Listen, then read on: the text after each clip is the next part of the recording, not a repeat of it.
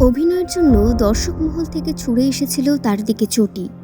অবাক হয়ে গেলেন তো, ভাবছেন তো অভিনয়ের জন্য ফুল উপহার থাকতে চটি কেন পেয়েছিলেন এই অভিনেতা। সিনেমার পর্দায় তিনি ছিলেন খলনায়ক, রাগে চোখ লাল, মুখে কঠিন সংলাপ, আচরণে হিংস্রতা। দর্শক তাকে দেখলেই বুক কেঁপে উঠত।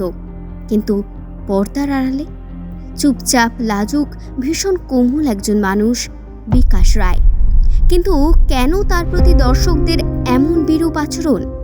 পর্দা জুড়ে তেরঙা পতাকা, বুট দিয়ে পতাকা মারিয়ে অসহযোগ আন্দোলনের স্বদেশী নেতা অজয়কে ব্রিটিশ অনুরক্ত সামরিক অফিসার মেজর ত্রিবেদী দাঁত চিবিয়ে চিবিয়ে বলছে, দেখেছ, যাও হেঁটে এসো, ওয়াক অন ইট, হেঁটে এসো যাও।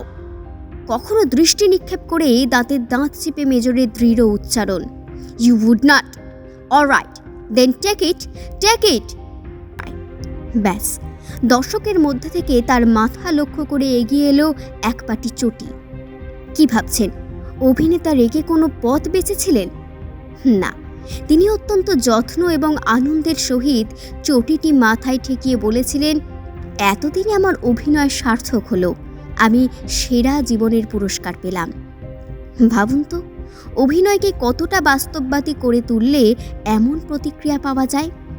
স্টার না হলেও তিনি কালক্রমে হয়ে উঠেছিলেন এক স্বতন্ত্র স্ক্রিন পার্সোনালিটি।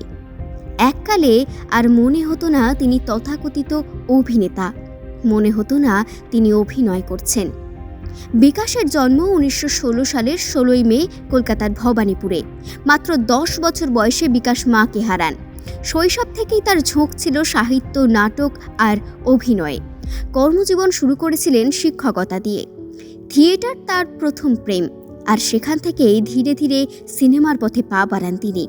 কিন্তু অভিনয়ের জীবনের রাস্তাটা মোটেও সহজ ছিল না। বিয়ে হয়েছিল মাত্র 22 বছর বয়সে। এই সময়টা খুবই দুরাবস্থার মধ্যে ভবানীপুরের ভাড়া বাড়িতে স্ত্রী কমলা এবং 2 ছেলে মেয়েকে নিয়ে অতি কষ্টে দিন যাপন করছিলেন। মাত্র 80 টাকার মাস মাইনেতে চাকুরি নিলেন রেডিওর ঘোষকের। সেখানেই বীরেন্দ্রকৃষ্ণ ভদ্র বিকাশ রায়কে বলেছিলেন, তুমি ফিল্মে যোগ দাও, তোমার হবে। তারপরেই ভাগ্যের ফেরে তার ভাগ্যের পরিবর্তন। হঠাৎই সুযোগ আসে সিনেমার অভিনয়ের। চিত্রনাট্যকার জ্যোতির্ময় রায় বছর 30-এর যুবক বিকাশ রায়কে নিয়ে গেলেন পরিচালক হেমেন গুপ্তের কাছে। 1947 সালের 7ই ফেব্রুয়ারি মুক্তি পেল বিকাশ রায় অভিনীত হেমেন গুপ্তের পরিচালিত ছবি অভিযাত্রী।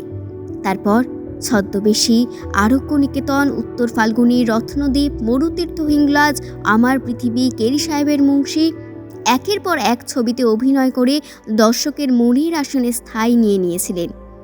গলার স্বরে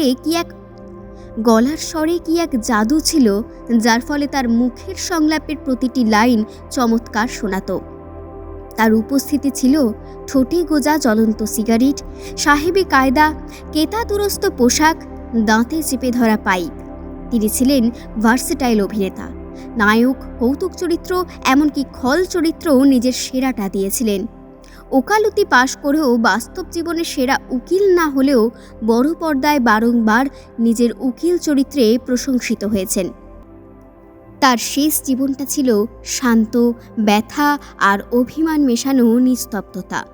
1987 সালের 16ই এপ্রিল তিনি পৃথিবীকে ত্যাগ করলেন। তার খলনায়ক চরিত্রের পিছনে যে মানুষটা লুকিয়েছিল, নরম, শান্ত, ভদ্র, সংযত, সেই মানুষটাই আজ বাংলা সিনেমার সবচেয়ে বড় সম্পদ।